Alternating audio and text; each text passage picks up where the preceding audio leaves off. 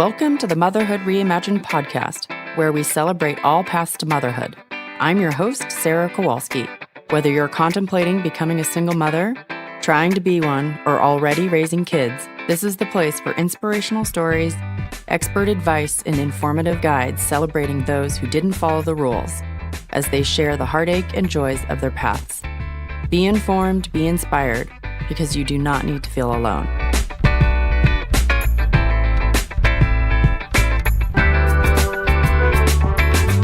Hey everyone, welcome to today's show. I just have a couple of announcements. Season 1 is going to be ending in a few episodes, so if you'd like to be interviewed or if you have any topics you want me to cover, please let me know and I'll try to fit them in before we take a break for the end of Season 1. Also, I'm still accepting founding members for my pregnancy support group. It's Empowered Solo Mama. It's a great opportunity to really take a conscientious look at your support network and spend some time building your support network before your baby comes, as well as time to dive in and look at some estate planning basics and support each other, be seen, just a way to step into pregnancy feeling supported and empowered. So don't miss your chance to sign up. I also just started a group for women who are contemplating moving abroad.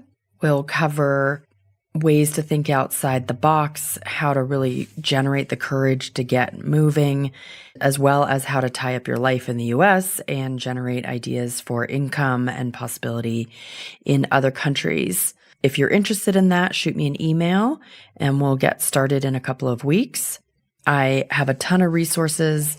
I spent the weekend generating tons of worksheets and spreadsheets and great resources for that group. So if you're interested, please let me know. And finally, the Thinkers Triers group, the price is going to go up for that very soon. So if you're interested, you need to sign up before June 1st to get the $59 price. Otherwise, it's going up to $67. We already have some amazing women in that group, and we look forward to supporting a few more women on their journey. It's a great chance to hear from other women about what their journey has looked like. It's very educational from that perspective, as well as just wonderful to have an emotional support group of women who are on the same path and weathering the same kinds of ups and downs. And with all of my programs, if you're curious and not sure, please go to my website and sign up for a 30-minute free consult with me. I'm happy to sit down and chat with you about how we could work together either privately or in any of my groups. And also, I have a Facebook support group page called Motherhood Reimagined Support. It's a free group to get. And then on my website, I have a bunch of free guides, how to pick a sperm donor, guide to sperm bank policies, and a few other guides. And if you sign up for any of those, you get access to my entire free content library, and you'll also get my newsletters. Now let's get started with the show. Today, I'm joined with Katerina, who made the choice to be a single mom by choice when she was really young. I'm really excited to get her perspective on why she did it at such a young age. I know a lot of women think of being a single mom by choice as like a last resort, and she definitely did not. And so I'm really excited to hear what she has to say. Let's welcome Katerina. Hi, Katerina. Hey, how you doing? Good. Thanks for joining me today. Yeah, I'm excited to be here. Awesome. So I always start out by asking people what they envisioned for their life when they were younger and growing up in terms of marriage and kids and just their life in general. I always knew that I wanted kids. And yeah, I kind of wanted the typical, get married and have kids type of scenario. And I come from a really small town where everybody gets married and has kids really young. So I always envisioned that for myself. And I wanted a lot of kids. Now I have 2 and I'm like, I think I don't want that many kids.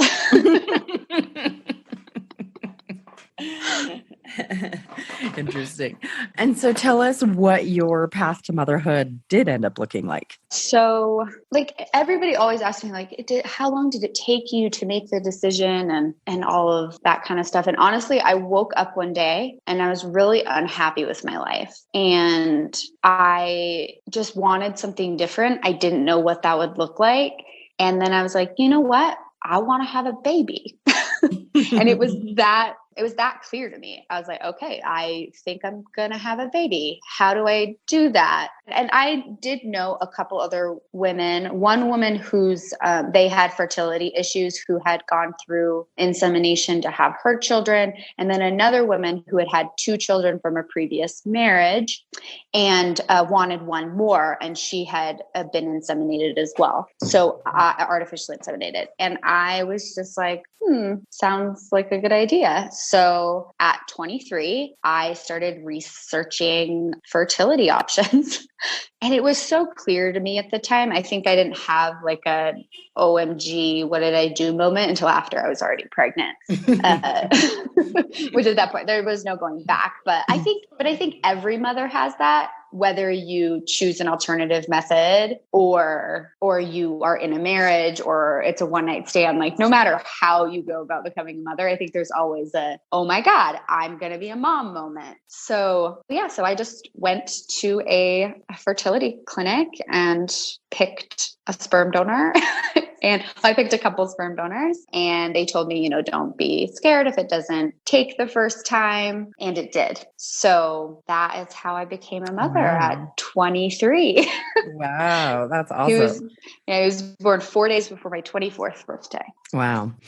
Did you have a pretty strong support network so that you weren't worried at 24 about, or 23 doing it on your own? Or what was your life like at 23 that made you comfortable to do it? I did have my parents were very, very supportive. They were very excited about being grandparents. It was their first grandchild. I had a steady job and I had a lot of friends who were very open, just very open-minded and could see, because they kind of, it was just like a known fact about me that I love children and I wanted to be a mom. So nobody was really surprised when I made this decision. Mm-hmm. Yeah. So I had a very good support network, definitely. Mm-hmm. That's great. And can you talk a little bit more about how you chose the donor and what that process was like for you, what you were sort of looking for in a donor, and what was coming up for you when you were choosing a donor? Yeah. So I think the process of picking a donor is slightly hilarious because it's like online dating profiles essentially, but you never get to meet them. You just get their stuff. So I just kind of looked through and just felt like, I don't know, like I know it sounds silly, but just read their profiles and kind of felt like who I vibed with almost. Like it was like, I was like, oh, that person sounds kind of cool. And I know that that's silly, but some of the features that I was definitely looking for was someone who was artistic, someone who had a musical background. I don't know why I was drawn to that. I was looking into different ethnicities. I had picked the three different donors that I had picked was the first one, he was Creole and Native American. And then the second one was he was Swedish. And then the third one was actually Chinese. So I was kind of exploring having a child with a different ethnicity. And then the 3 profiles that I ended up choosing were all very different. And I just kind of gave it up to God or the universe, whatever you believe in it, like whatever donor was supposed to be the donor of my child, it would take that time. So for me, there was just a surrender kind of thing. To the whole process, and it ended up taking the first time. So my son is Creole and Native American and me. Nice. And can you paint us a picture of what it was like, what your life was like in the early days being single and having a baby on your own? So it was kind of hard in the beginning because I was still living with my parents at the time because I wanted that support network when I had a newborn by myself. And I still had to work. So I still had to go. I went back to work when he was 5 weeks old. Oh my goodness. Yeah, he was so teeny tiny. And my work was I had a really wonderful situation because I worked at a school that was actually walking distance from my house. So he would stay with my mom and I'd go back every 2 hours to breastfeed.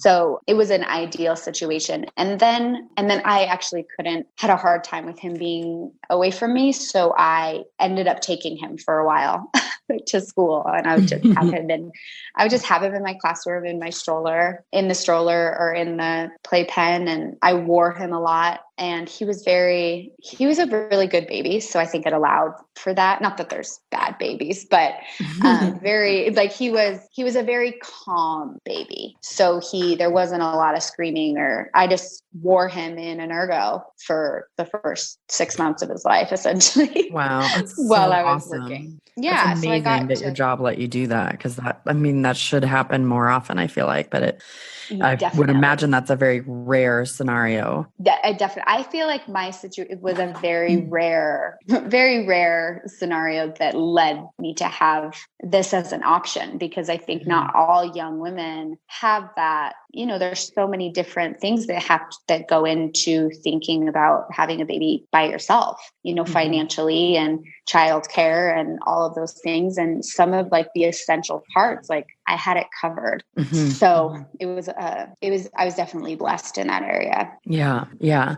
If a woman was younger, as I mentioned before, I feel like a lot of women really consider having a baby on their own via sperm donor as like their absolute last resort. And that it's almost sort of, I think when people first start thinking of it, it like feels like a failure. Like I wasn't able to find a partner, and so I'm going to do this on my own. And even though people call it single moms by choice, it's a lot of women really hate that term because they're like, it was not a choice. It was a last resort. It was my only option.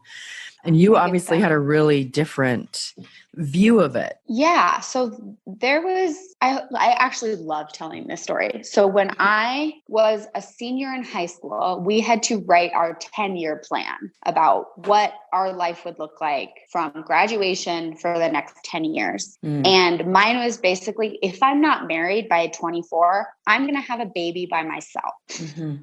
Was in my 10-year plan, because and this is a really essential part. I'm like, technology allows me to do things and become a mother on my own terms. Why do I have to depend on a man in order to make that happen? Like I wanted a baby and I was going to make that happen regardless of marriage. So yeah, when I woke up at 23 and was like, oh yeah, remember that? I don't have a man in my life. Maybe they'll come, maybe they won't. Maybe I'll be a single mom forever. But it was I just let go of that thought that I needed to be in a relationship, that I needed a man to help me become a mother. So I just did it. That's awesome. And what advice, so if there are younger women who are sort of in that mentality of like, I just know I want a baby and there is no partner, what would you tell them about going for it alone? I really think that it was the best thing that I ever did. I think that it helped me. My joke is like because I did it so young, it's like me and my son grew up together. So it just matured me in this way that I just really needed. And I became more solid just in myself, in my decisions, because I was doing something so different than the norm. And I just felt more solid in who I was as a person through the whole process. And for me, that led to me being able to like have the capacity to even be in a mature relationship. Because before that, like I was just so done with the young, immature men it was just like partying and just like dating. And I just didn't understand the point of it. Like I wanted something more. I wanted something more mature and just more. And I think that becoming a mother before being in a relationship helped that, because I knew what I didn't want anymore. And I think that knowing what you don't want in a relationship and knowing what you don't want for your life is really essential to figuring out what you do want and the person you want to be. So that's awesome. I love that. Yeah. I mean, I feel like the choice to have a baby alone was very empowering, and I feel very similarly that it created this rudder for me. But I know when a lot of women are debating it doesn't feel empowering. It feels horrible. So I just think it's awesome. and people choose it because they're kind of up against the clock. So I just love hearing from someone who had tons of time to have a baby still that was like, this is an awesome choice. I feel super empowered. I'm going to do this. So I really love hearing that. So thank you. You're welcome. Because a lot of the women who choose this are older. And I do think there's a lot of benefits to being an older mom, but it's also really awesome to hear the benefits of doing it really young. And it sort of seems similar, actually, that sort of like that rudder and that purpose that having a baby gives you. Yeah, I think no matter how old you are, having a baby does something to you, It's like it changes something. Yes. And so what was the most surprising thing about having a baby on your own? God, that's a tough one. Honestly, like I wasn't prepared for like the loneliness, honestly, which is another thing that led me to have to be more solid in my own self. But, I was this young person going to bars, hanging out with my friends, sitting around the fire, like all of those things you do when you're young. And then it changed overnight. And so like seeing all of my friends just still have this freedom, that was a struggle for me. And it wasn't like I felt trapped. Like I didn't question what I did, but it was a real learning moment of like, oh, gosh, I'm so lonely, which I think a lot of first time moms go through is that just deep seated loneliness of like your entire life is changing and you have to figure it out. And I also did suffer from postpartum depression. So that was definitely a surprise becoming a mother. But other than that, I felt like I was pretty prepared. I felt like being a mom kind of came naturally to me in all other aspects. Mm-hmm. And then with your first child, because I know you've had a second and we'll cover that in a minute, how have you handled like the donor conversation with him and others around you? So I don't know. I wait for it to come up in conversation and I'm just very matter of fact about it. Like a lot of people find out that Adero is not biological to my husband and they're like, oh, from a previous relationship. And I'm like, no, I used a sperm donor. And some people are shocked and some people are like, oh, okay, that's kind of cool. And then with Adero, he remembers a time when my husband wasn't around. So I kind of told him like that I wanted a baby. And a doctor helped me is how I explain it to him. And then it comes up in conversation. We haven't like sat down and had like a deep conversation. Like he's only 6, but we talk about like when it was just me and you before dad was around. So he remembers and I just kind of let it flow with the conversation and just kind of like I have a plan and I have a box of my journey. I have a journal that I kept. I have information about the sperm donor in there. I actually have baby pictures of the sperm donor that looked just like Adero. It's so cute.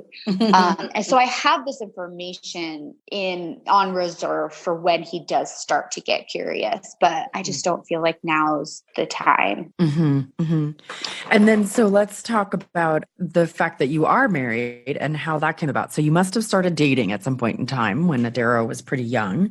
Can you tell us how that evolved? Yeah. So I started because I was just, wanted to like that. There's that loneliness. And like, I just wanted to just be, as a mom, I think a lot of people go through this. You just want a moment to just be you where you're just not a mom anymore. And so I'd finally weaned him. Not finally, I wish I had breastfed him longer looking back, but he was like 19 months and I had weaned him and I was just like, I just need to go be with my friends. I just need to be me and not just Adero's mom. And I was like kind of thinking about dating, but I wasn't really, I would go on dates, but I was always very upfront about like, I'm a single mom. So like, you just need to take that into consideration dating me. Like, I'm not going to compromise anything for you that involves my child, just an FYI. So my husband, we were actually friends first, so he knew my journey with Adero. He knew we talked when I was pregnant. And I had never considered him. Like I always thought he was cute, but I had never really considered him as like a potential partner. But then we went out one night and something kind of clicked. And this was pretty, like, I'd probably gone on 2 other dates besides him after having a Darrow. And I just remember we were on a date and I said to him, I was like, I feel something here. I was like, but if you are not prepared to be the father of someone who is not biologically related to you, then walk away.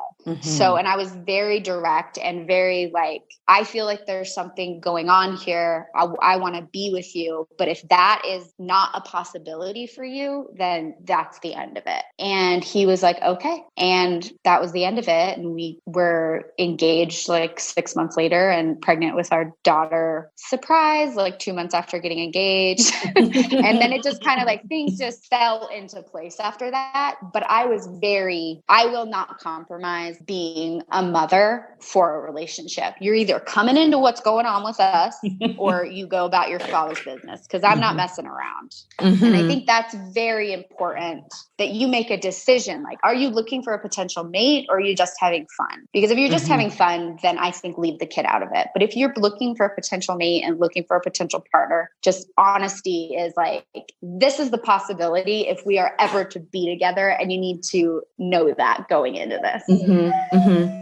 And has that been easy and seamless for Jesus, or have there been issues with sort of taking on a Darrow as his own?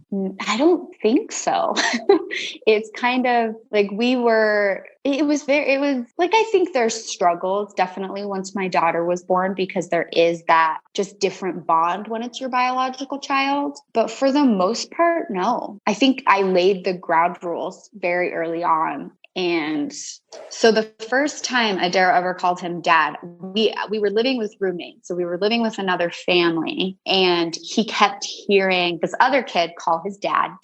And he had kind of been like, where's my dad? And I'm like, well, honey, it's just me and you, bud. You don't have a dad right now. And that's okay, because you have me. He was 2, like barely 2. And then we were in the car and he like asked my husband a question, and he's like, can you turn on the light, Dad? I mean, Seuss. My husband's name is Jesus, and he used to call him Seuss. So he's like, can you turn on the light, Dad? I mean, Seuss. Like, so he like backpedaled. It was almost like he was trying it out. It was so cute. And Jesus just looks over at me and I was like, was that okay? Like what? Like, we didn't really say anything. And then it was kind of just like, oh, okay. And then it really was just over from there. Like, I feel like, yes, I had chosen Jesus, but Adaro chose him too. And that was really big for me. Like, I feel like your kids really got to choose them as well, because they're not just dating you. Like, they're coming into an already set family. Oh, that's really cute. And was that before you guys were actually engaged and married, or was that? Yeah, we had been dating like 2 months. Okay. It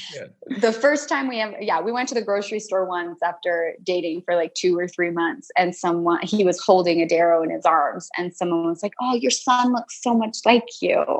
Cute. So it was just it just happened, which was very wonderful. And I'm not saying there weren't struggles, but it fit. It was a clear puzzle piece that fit. Nice. So can you also paint us a little bit of a picture of what it's like to parent solo versus partnered? Yeah.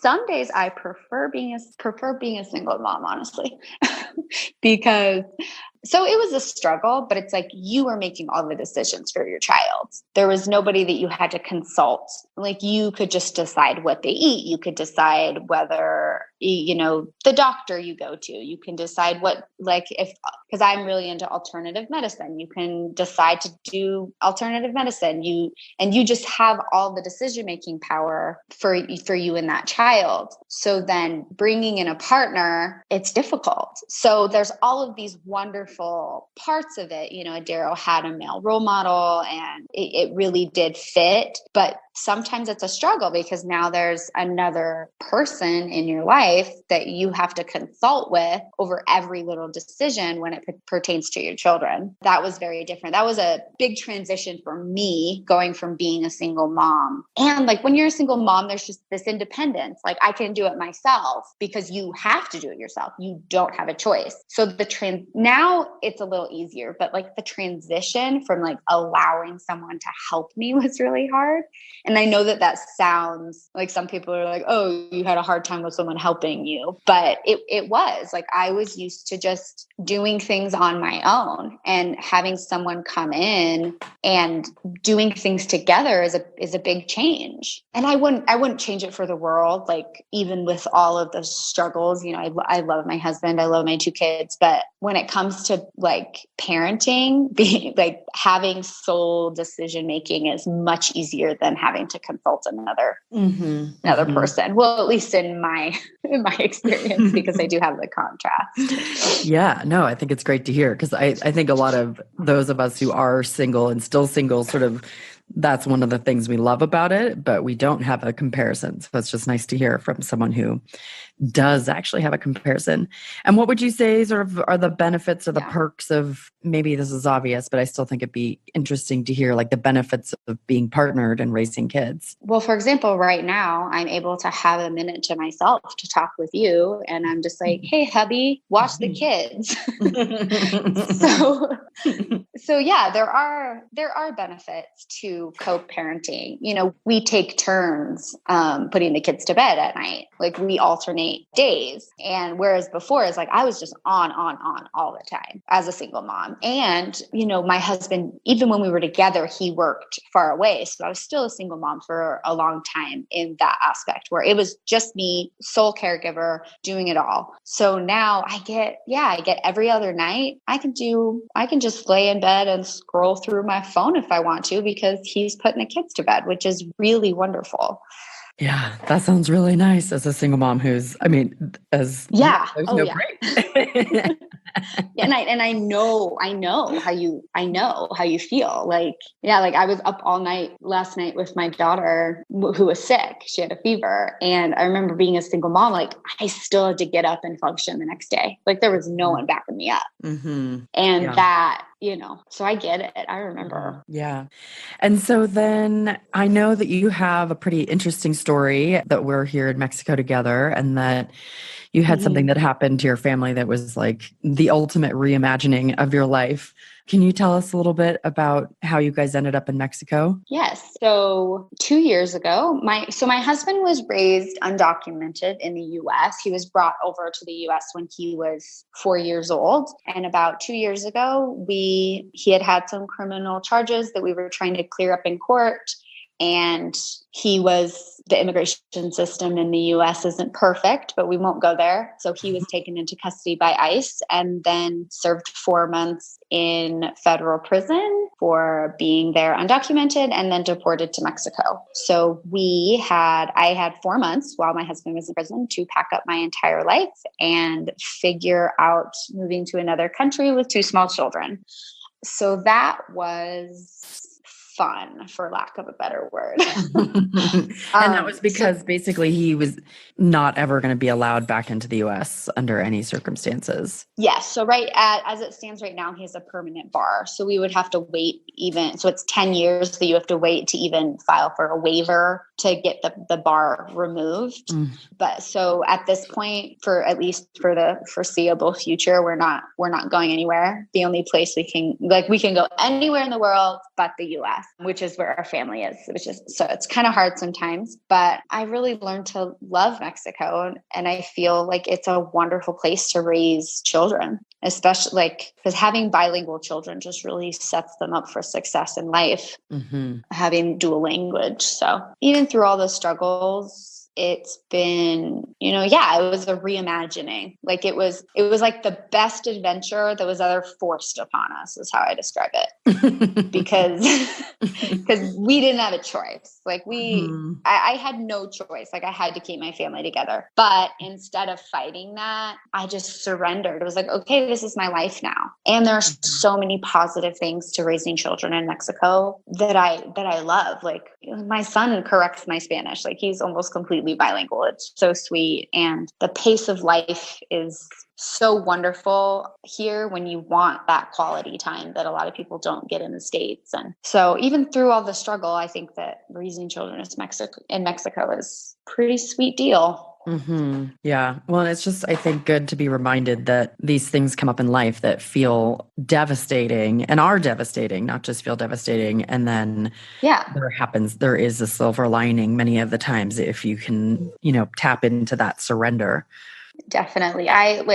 I always use the comparison of sacrifice versus surrender. And I like to apply that to motherhood too. So I think there are mothers out there that feel like having children is a sacrifice, that you have to sacrifice who you are. You have to sacrifice what you want to do in order to have children, or you can, but I think that most women surrender to this. My life is not what I thought it would be, but it is what it is. So you just surrender and adapt and love it, and I think that that's what we had to do in this situation too. Like, I don't feel like I sacrificed anything moving to Mexico. I feel like I just surrendered to our new circumstances. That's really beautiful. I love that. That is very cool. And I think I feel similarly that sort of becoming a mom and being able to adjust to it really was what you're saying, a surrender and trying not to fight it. I think that's huge to your happiness as a mom and in life. Yeah, definitely. Okay.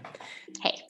So, in general, what advice would you give to someone who was contemplating single motherhood and maybe specifically contemplating it as a younger woman? What advice? I would just say, if you truly want a child, then do it. Mm-hmm. And there's still time for life after children. Like, it's not like it's a huge change, but in my opinion, it's for the better. And yeah, like technology lends itself to us choosing when we become a mother, and we no longer have to depend on being in a relationship in order to do that. So take advantage of it. And if it's in your heart to become a mother whenever you want, then just go for it. That's great advice. Oftentimes women who are younger are sort of like less set up financially, potentially, and feel like they can't do it because of that. Any advice around that piece of the equation? I think that people think babies are more expensive than they actually are.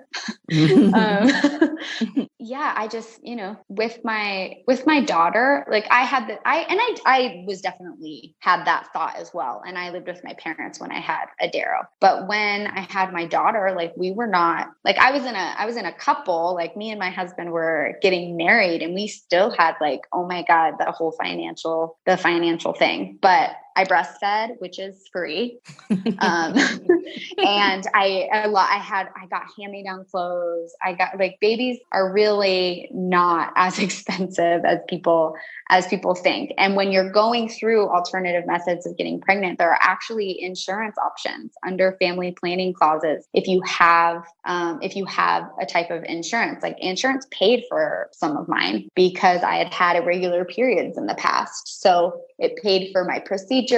I did have to pay out of pocket for my Clomid, and I had to pay out of pocket for my sperm. But even in the long run, I got a baby out of it. So I think altogether it was less than $1,000. And I know that it's a lot more expensive for some people, but my insurance allowed me to do that. Mm-hmm. So explore insurance options, definitely. Yeah, I think it's pretty tricky, but I think they can, if you're just doing IUIs, oftentimes they can code it as a regular menstrual cycle, but I think the coverage is still pretty bad, but there are ways. So that is true. Definitely look into that. Yeah. And I know you know a lot more about this than I do. I mean, did have the one experience 8 years ago, but definitely I just know that there's ways. And if you're planning on doing it, like you could save up. And if it's really that important to you, like, it's just like people saving up for a car, like just make a plan and make it happen if that's really what your heart needs. And in hindsight, knowing what you know now, would you do anything differently along your path? I don't think so. I'm really content with where we are. And I think, you can't really change the past. So I'm kind of a person where you just kind of gotta accept it and move on. So I don't know if I'm the right person to answer a question like that. Like, I can't do anything. I can't do anything differently. So might as well just like accept it and look at where I am now. And I'm pretty content with where I am now. So no, I wouldn't have changed anything. Nice.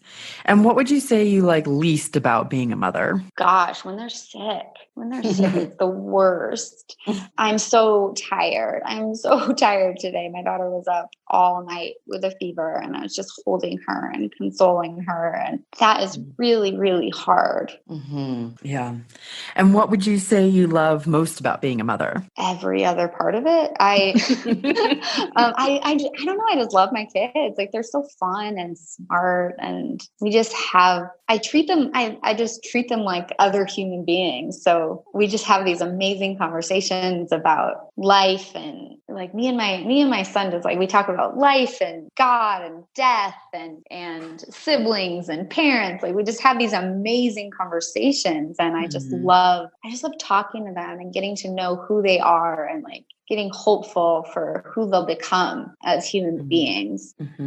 That's awesome. Any other advice you would add, or anything else you want to add just in general before we close up? I don't know. Just enjoy every moment of it. Enjoy every moment of your process of, no matter how you become a mother, enjoy the little moments in the beginning, even though they're hard. Like, you get to look back at those hard moments and go, I did it, and just try to find just like contentment in every little step of the way and cherish all of it. Nice. I like that.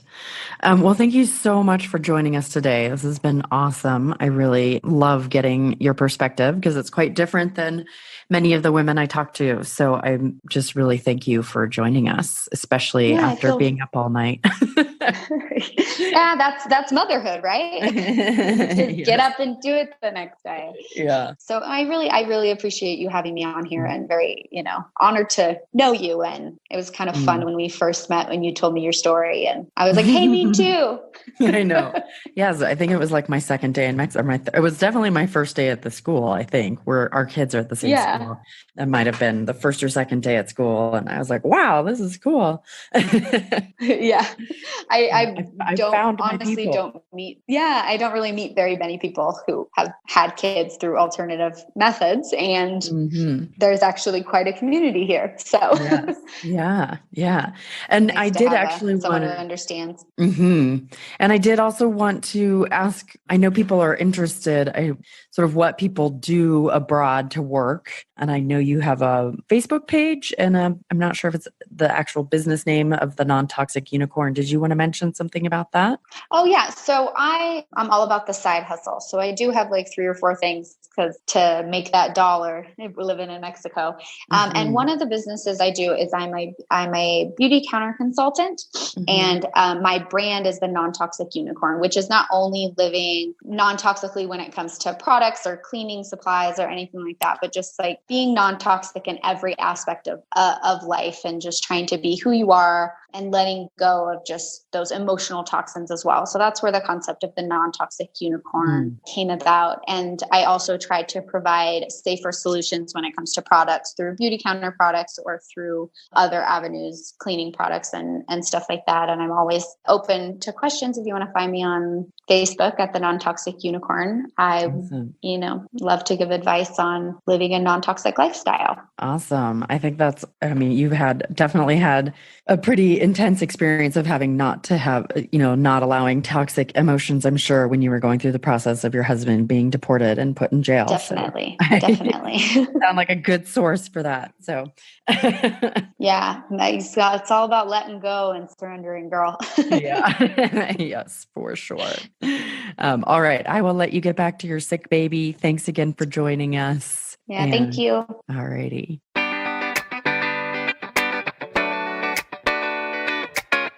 Thanks for joining me today, and I hope you really enjoyed the different perspective that Katerina provided for us.